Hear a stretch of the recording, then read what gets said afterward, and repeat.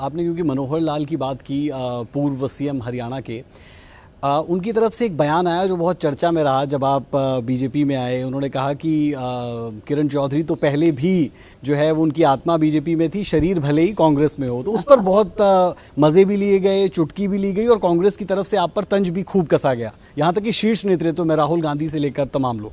देखिए, इन लोगों का तो आदत है इस तरह की जो है तंज कसने की, लेकिन सच्चाई ये है कि इनसे कोई पूछे, मैंने तो जो काम करा बल्कि स्पष्ट तरीके से सदन पटल के ऊपर करा जी, और खुलेआम करा।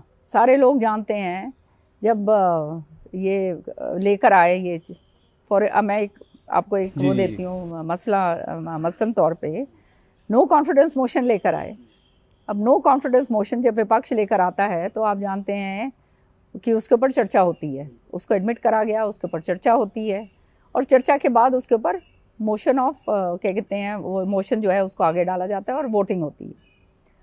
तो मोशन तो हम लेकर आ गए जब लेके आने की ज़रूरत नहीं थी।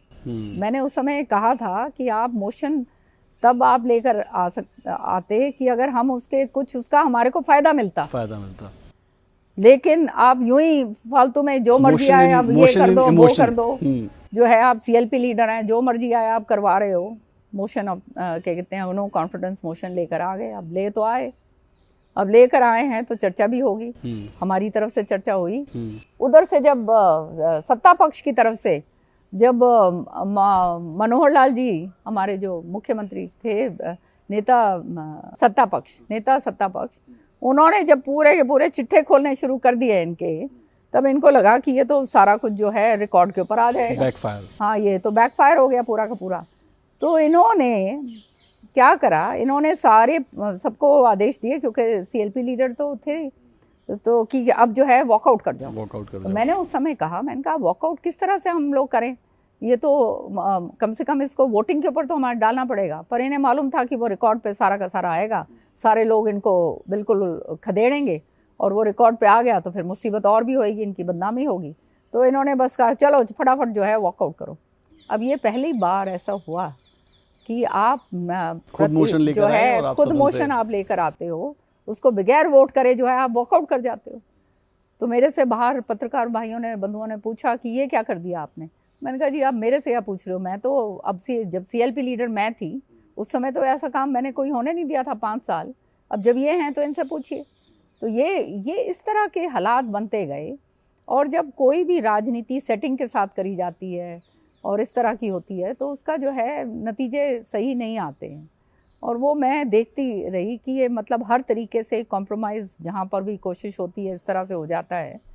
तो हालात ये हो गए थे कि हरियाणा के अंदर कम से कम कि कांग्रेस नाम की चीज़ जो है ये छोड़ नहीं रहे थे। और ख़ास तौर से जो है इनके जब बेटे सक्रिय तरीके से लग गए, तब तो ये हुआ कि कोई भी नेता जो अपने आप में वजूद रखता है उसको जो है ख़त्म कर दो। अब चौधरी बंसी लाल जी की जो है बहुत लंबी विरासत है लोगों के 3 बार के मुख्यमंत्री। हाँ, और विरासत का मतलब ये नहीं है कि कोई इनहेरिटेंस, बिल्कुल विरासत इन द सेंस कि उन्होंने इतना काम करा, इतना विकास करा, बुनियाद हरियाणा की जो है चौधरी बंसी लाल जी की डाली हुई है। तो ये जो है कि हर चीज़ को ख़त्म कर दो, किसी और का नाम नहीं होना चाहिए, इस तरह की नीयत के साथ ये लोग आगे बढ़ते हैं और उन लोगों को साथ रखते हैं जो सारे टेढ़े मेढ़े काम करना जानते हैं। अब हमारे जैसे लोग तो ये काम कर नहीं सकते, ना तो हम कोई CLU करना और क्या ये ज़मीनें खरीद के उल्टा पुल्टा काम करना, जैसे इनके आधा दर्जन जो MLA हैं वो इस चीज़ में लुप्त हैं। खुद भी जो है सारे के सारे आप जानते ही हो क्या इनका वो जो है जिस तरह से 10 साल के कार्यकाल में जिस तरह से ये पूरे ज़मीनों का किसानों से ज़मीनें अधिग्रहण करवा के औने पौने दाम में और फिर जो है बड़े बड़े बिल्डर्स को बेची गई। तो ये किससे छुपा हुआ है सब, और उसी का नतीजा ये था। और फिर क्षेत्रवाद इतना ज़बरदस्त